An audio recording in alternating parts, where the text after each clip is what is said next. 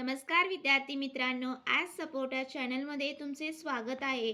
25 February 2026 रोजी होणारा इयत्ता 12वीचा बायोलॉजी विषयाचा पेपर यामध्ये कोणते प्रश्न इम्पॉर्टंट आहेत, तसेच कोणता प्रश्न बोर्डाच्या परीक्षेत किती मार्क्ससाठी येणार आहे आणि त्याचे उत्तर तुम्ही कसे लिहायला पाहिजे, जेणेकरून तुम्ही सुद्धा या विषयात पैकीच्या पैकी मार्क्स हे नक्कीच मिळवाल. तर चला तर विद्यार्थी मित्रांनो, तुमचा बायोलॉजी विषयाचा पेपर हा एकूण 70 मार्क्सचा असणार आहे आणि त्यामध्ये सेक्शन ए जो असणार आहे तो एकूण 18 मार्क्ससाठी तुम्हाला विचारण्यात येतो. तर सेक्शन ए मधला प्रश्न क्रमांक 1 जो असणार आहे तो एकूण 10 मार्क्ससाठी असणार आहे आणि तो मल्टिपल चॉईस क्वेश्चन्स म्हणजेच MCQ बेस्ड असणार आहे, ज्यामध्ये तुम्हाला ऑप्शन्स अजिबात नाही. त्यामुळे हा प्रश्न कंपल्सरी आहे आणि यासाठी तुम्हाला 10 मार्क्स हे असणार आहेत. तर पाहू शकता तुम्ही कोणता क्वेश्चन सोडवला आहे, त्याचा नंबर, त्यानंतर विथ ऑप्शन आणि त्याचं करेक्ट आन्सर लिहायचं आहे.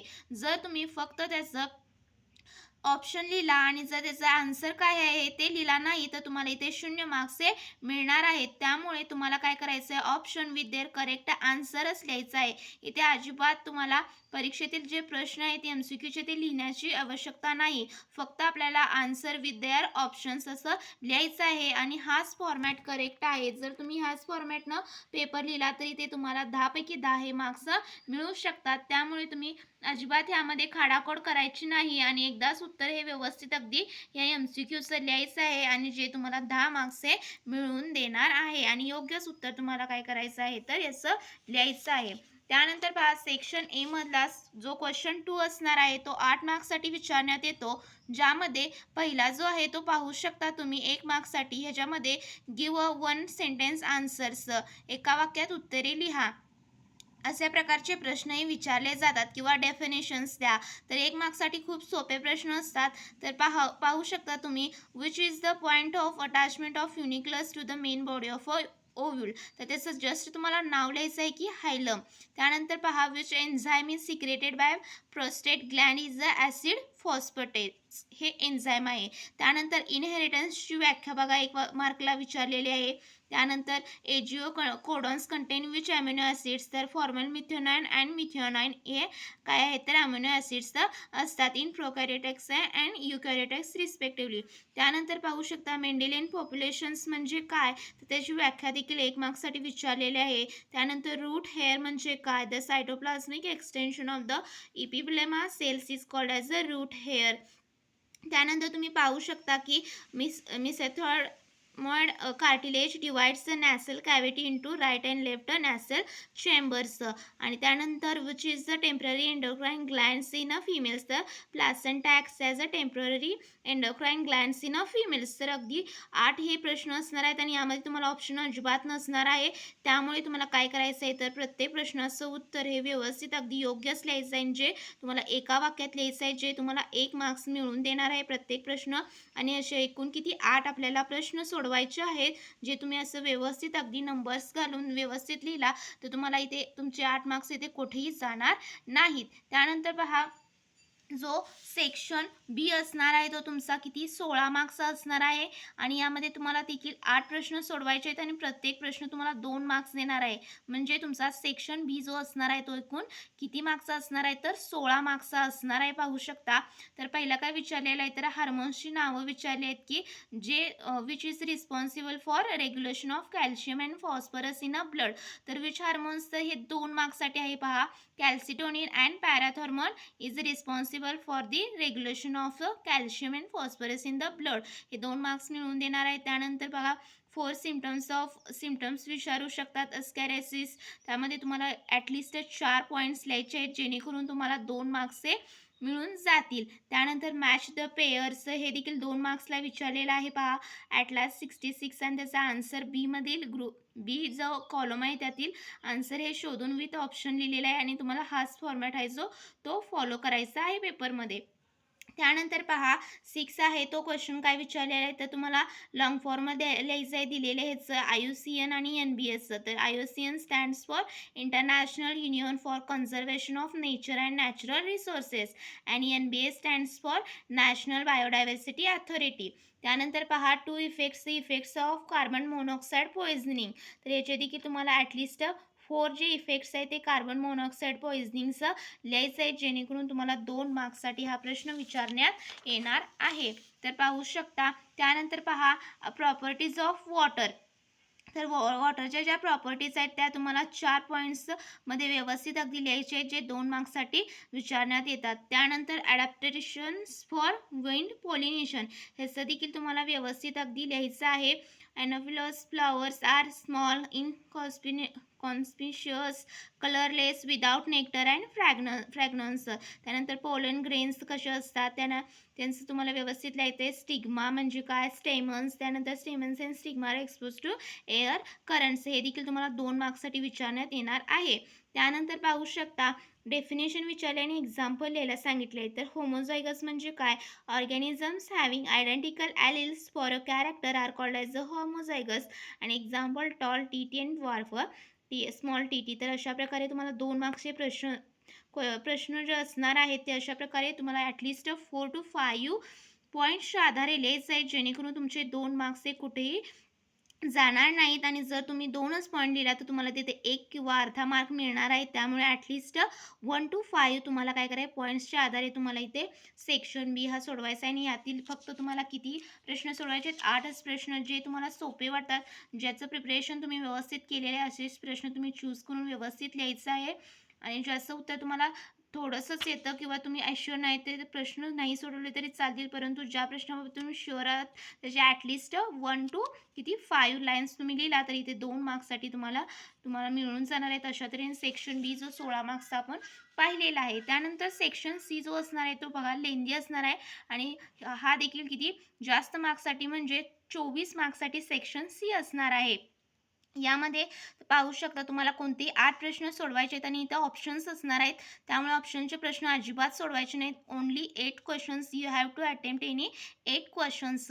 तर पहिली काय विचारलेले पहा, तुम्हाला मेन क्वेश्चन्स लिहायचं आहे स्क्वेअर ब्रॅकेटमध्ये त्या स्क्वेअरमध्ये. त्यानंतर पाहू शकता write a short note on pleiotropy. तर प्लिओट्रॉपीची तुम्हाला पहिल्यांदा डेफिनेशन लिहायची आहे आणि हे कशामुळे ऑकर होतं तर phenotypic ratio is 1:2 instead of 3:1 because of the death of recessive homozygote. त्यानंतर त्याचं एक्झाम्पल लिहायचं आहे की प्लिओट्रॉपीचे examples are the sickle cell anaemia. त्यानंतर त्याचं ग्राफिकल रिप्रेझेंटेशन करायचं आहे व्यवस्थित अगदी. आणि त्यानंतर काय करायचं आहे तर त्याचा रिझल्ट काय येणार आहे तर 1:2:1 रेशिओ येणार आहे. त्यामुळे marriage between 2 carriers will produce normal carriers and sickle cell anaemic children in 1:2:1 ratio. तर अशा प्रकारे जर तुम्ही एक पेज भरून याचं उत्तर लिहिला सेक्शन सी मधलं जे क्वेश्चन्स असणार आहेत त्यांचे व्यवस्थित एक्झाम्पल्स विथ त्यांचं ग्राफिकल रिप्रेझेंटेशन्स विथ डायग्राम्स असतील तर इथे तुम्हाला 3 मार्क्स मिळणार आहेत. आणि हा प्रश्न लेंदी असल्यामुळे तुमचं लिखाण लवकर होत नाही, त्यामुळे तुम्ही डायग्राम्स जर असतील त्यामध्ये तर डायग्राम्स काढून तुम्ही तुमचा वेळ वाचवू शकता. तर इथे 3 मार्क्स असणार आहेत पाहू शकता. त्यानंतर पहा की 3 मार्क्ससाठी काय विचारलेलं आहे तर हायपरटेन्शनची डेफिनेशन, कोरोनरी आर्टरी डिसीज आणि अँजिना पॅक्टोरिसची डेफिनेशन. प्रत्येकी 1-1 मार्क्स असणार आहे. तर हायपरटेन्शनची डेफिनेशन काय आहे पहा, persistently raised blood pressure higher than the normal is called as a hypertension. तर इथे 1 मार्क्स मिळणार आहे. कोरोनरी आर्टरी डिसीजेस म्हणजे काय आणि अँजिना पॅक्टोरिस म्हणजे काय ते पाहूया पुढे. बघा कोरोनरी आर्टरी डिसीजेस म्हणजे it is also non as atherosclerosis. In this calcium fat cholesterol and fibrous tissues get deposited in blood vessels supplying blood to the heart muscles making the lumen narrow. त्यानंतर angina pectoris म्हणजे काय, it is the pain in the chest resulting from a reduction in the blood supply to the cardiac muscles because of atherosclerosis or arteriosclerosis. It is characterized by a severe pain and heaviness in the chest. तर याचे definitions प्रत्येकी 1-1 मार्क्ससाठी एकूण 3 मार्क्ससाठी अतिशय सोपा प्रश्न आहे पहा. आणि तुम्हाला जर त्याची योग्य अशी काय असेल तर ते कन्सेप्ट क्लिअर असेल तर तुम्ही तिथे व्यवस्थित अगदी ॲटलिस्ट 2 to 3 पॉईंट्समध्ये त्याचं उत्तर करून तुम्ही लिहू शकता, जे 3 मार्क्स तुम्हाला देणार आहे. त्यानंतर पहा नेक्स्ट क्वेश्चन जो असणार आहे तो तुम्हाला एक इनकम्प्लीट काय देतील तर डायग्राम देतील किंवा त्याला नेमिंगच तुम्हाला देणार नाहीत आणि त्याचं लेबल्स लिहा म्हणतील. परीक्षेमध्ये ते 3 मार्क्ससाठी असणार आहे. तर काय करायचं आहे तुम्हाला, प्रश्नपत्रिकेतली जी डायग्राम आहे ती उत्तरपत्रिकेत आहे अशी काढायची आहे आणि त्याचं नेमिंग म्हणजेच त्याला लेबल्स द्यायचे आहेत, जे तुम्हाला 2 लेबल्स दिला तर 1 मार्क्स मिळवून देणार आहे. त्यानंतर असे 3 मार्क्सचा सोपा प्रश्न असणार आहे. पाहू शकता तुम्ही की ॲम्प्युला सर्व्हिक्सचं जर तुम्ही नेमिंग दिलं तर 1 मार्क्स, त्यानंतर व्हॅजिना युटेरस ह्याला 1 मार्क्स आणि एंडोमेट्रियम आणि ओव्हरी याला 1 मार्क्स. तर असे 3 मार्क्सचे तुम्हाला हा प्रश्न असणार आहे. तर सोपा असणार आहे, त्यामुळे डायग्राम व्यवस्थित काढून अगदी लेबलिंग त्याला द्यायचं आहे. त्यानंतर पाहू शकता मी तुम्हाला असे इम्पॉर्टंट क्वेश्चन्स दिलेले आहेत, जे 3-3 मार्क्ससाठी तुम्हाला उद्याच्या परीक्षेत विचारू शकतात. तर write a note on implantation, त्यानंतर enlist the meninges of human brain, त्यानंतर distinguish between cerebrum and cerebellum. तर यामध्ये तुम्हाला डिफरन्स लिहायचा आहे. ॲटलिस्ट 6 पॉईंट्स व्हायला पाहिजेत प्रत्येकाचे, तरच तुम्हाला 3 मार्क्सही मिळणार आहे. त्यानंतर explain the traditional use of biotechnology, हा देखील 3 मार्क्सचा प्रश्न असणार आहे. Explain different steps involved in DNA finger printing, तर हे देखील 3 मार्क्सचा प्रश्न असणार आहे. तर असे 5 प्रश्न तुम्हाला इम्पॉर्टंट मी सांगितलेले आहेत. त्यानंतर आपण सेक्शन डीकडे वळणार आहोत. तर सेक्शन डी जो असणार आहे पहा विद्यार्थी मित्रांनो, तुमचा किती 12 मार्क्ससाठी असणार आहे आणि ज्यामध्ये तुम्हाला कोणतेही 3 प्रश्न अटेंड करायचे आहेत. ह्या देखील सेक्शनमध्ये तुमचं लिखाणे जास्त असल्यामुळे तुम्हाला कशाप्रकारे हे क्वेश्चन्स अटेंड करून तुम्हाला ह्यामध्ये पैकीच्या पैकी मार्क्स मिळणार आहेत. चला तर पाहूयात. तर तुम्हाला विचारलं आहे की explain the give the structure and explain the TS of spinal cord. तर स्पायनल कॉर्डची तुम्हाला स्ट्रक्चर म्हणजेच त्याचं डायग्राम काढायची आहे आणि त्याचं एक्सप्लेनेशन द्यायचं आहे. तर इथं पाहू शकता मी तुम्हाला डायग्राम्स दाखवते, तशी तुम्ही एक्झाममध्ये काढू शकता. तर ही बघा टीएस ऑफ स्पायनल कॉर्डचे डायग्राम आहे. यामध्ये सेंट्रल कॅनाल, त्यानंतर मेनिंग्स, व्हेंट्रलर अँटिनियर फीचर, अँटेरियर हॉर्न. तर अशा प्रकारे तुम्ही अगदी ही नुसतं वरचं हे देखील काढलं तरी चालेल एवढीच. तर ही त्याचं मी इन डिटेल डायग्राम्स असल्यामुळे मी दाखवलेलं आहे व्यवस्थित अगदी. व्हाईट मॅटर, ग्रे मॅटर कशाला म्हणतात तर तिथे व्यवस्थित अगदी ॲरो काढून तुम्हाला दाखवायचं आहे आणि ज्यासाठी 2 मार्क्सचे असणार आहेत. तर हा आहे टीएस ऑफ स्पायनल कॉर्ड. अशी डायग्राम तुम्ही एक्झाममध्ये काढू शकता. त्यानंतर पहा विद्यार्थी मित्रांनो, तर त्याचं तुम्हाला एक्सप्लेनेशन लिहायचं आहे. ॲटलिस्ट 2 मार्क्ससाठी असणार आहे, त्यामुळे तुम्हाला किती 5 पॉईंटच्या आधारे प्रत्येक पॉईंट्समध्ये 2-2 वाक्य अशी आली पाहिजेत. तर ग्रे मॅटर कशाला म्हणतात, याचे शेपड असतं butterfly shaped containing dorsal or ventral horns. Meninges म्हणजे काय, meninges contains dura mater, arachnoid mater and pia matter.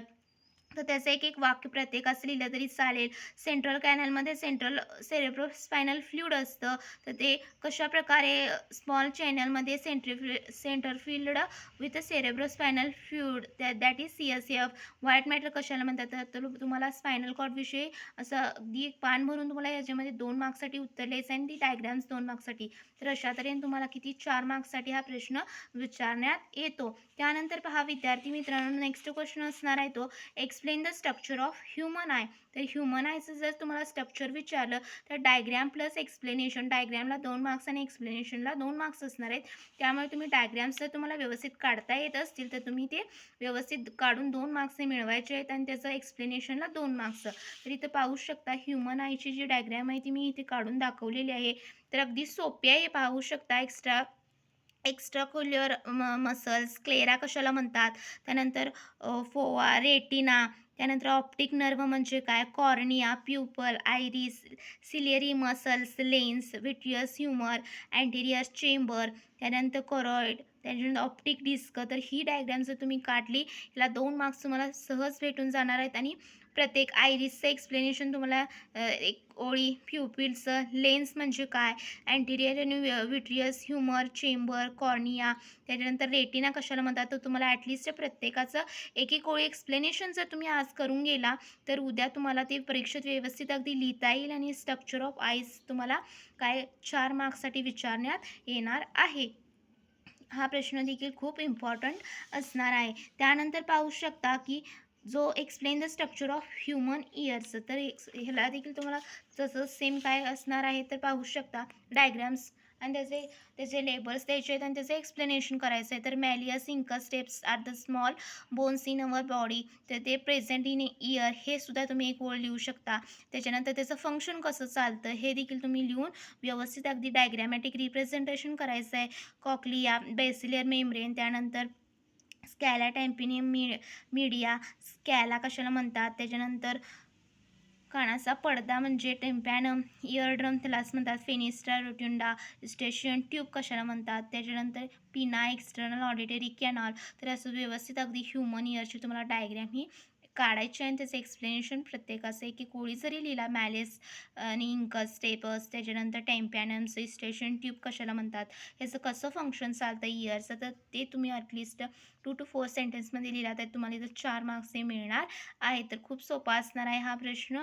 त्यानंतर पहा विद्यार्थी मित्रांनो, नेक्स्ट क्वेश्चन असणार आहे तो explain the structure of human brain. हा देखील 4 मार्क्ससाठी विचारण्यात येतो. तर सर्वप्रथम तुम्हाला काय करायचं तर पहिल्यांदा काय करायचं, ही जी डायग्रॅम काढायची आणि त्यानंतर तुम्हाला काय करायचं तर एक्सप्लेनेशन लिहायचं आहे. तर इथं पाहू शकता स्ट्रक्चर ऑफ ह्युमन ब्रेनची जी डायग्रॅम आहे ती, त्याच्यामध्ये सेरेब्रम कशाला म्हणतात, सेरेबेलम, त्याच्यानंतर pineal gland, spinal cord, medulla oblongata, lateral ventricle, central sulcus, thalamus, hypothalamus. तर ही देखील सोपी डायग्रॅम आहे, ही करून जावा. आणि ज्यावर तुम्हाला किती 4 मार्क्ससाठी हा प्रश्न विचारण्यात येतो, structure explain the structure of human brain. तर डायग्रॅमला 2 मार्क्स असणार आहेत, विथ लेबलिंगला 1 आणि डायग्रॅम कशी काढली त्याला 1 मार्क्स असणार आहे. आणि त्याचा आन्सर नंतर 2 मार्क्सचं एक्सप्लेनेशन कसं लिहायचं तर brain is the main control centre of the nervous system. It is enclosed with the bony shell of cranium. आणि त्याच्यामध्ये 3 मेन पार्ट्स असतात, सेरेब्रम, सेरेबेलम आणि main stem that is medulla oblongata. तर या म्हणजे injury to medulla oblongata causes. तर त्याचं give reasons जे गेल्या पेपरमध्ये मी सांगितले ते देखील यामध्ये लिहिलं तरी चालतं, कारण it controls the heartbeat and breathing. त्यानंतर cerebellum controls the balance of body and muscular activity. Cerebrum controls the our thinking memory. तर अशा प्रकारे तुम्हाला त्याला काय म्हणतात, त्याचं फंक्शन्स काय, हे अगदी तुम्हाला ॲटलिस्ट प्रत्येकाची 3-3 ओळी जरी लिहिला तर तुम्हाला इथे 2 मार्क्स हे मिळून जाणार आहेत. त्यामुळे हा प्रश्न देखील कोणीही स्किप करायचा नाही. लेंदी असल्यामुळे काय होईल तर तुम्हाला काय, लेंदी असल्यामुळे तुम्ही काही विद्यार्थी काय करतात स्किप करतात. तर जर तुम्ही अशा प्रकारे एक्सप्लेनेशन केलं विथ डायग्राम्स, विथ एक्सप्लेनेशन जर तुम्ही पेपरमध्ये लिहिला तर तुम्हाला काय इथं 4 पैकी 4 हे मार्क्स प्रत्येक प्रश्नाला मिळून जाणार आहेत. आणि तुम्हाला कोणतेही 3च अटेंड करायचे आहेत. तर मी हे जे इम्पॉर्टंट क्वेश्चन्स दिलेले आहेत आणि कसे सोडवायचे ते देखील तुम्हाला सेक्शन डीमधलं सांगितले आहेत. तर अशा तऱ्हेने तुमचा बायोलॉजी विषयाचा पेपर एकूण 70 मार्क्सचा असणार आहे. त्यामुळे उद्याच्या पेपरसाठी बेस्ट ऑफ लक. व्हिडिओ आवडल्यास नक्की लाईक करा. Thank you so much.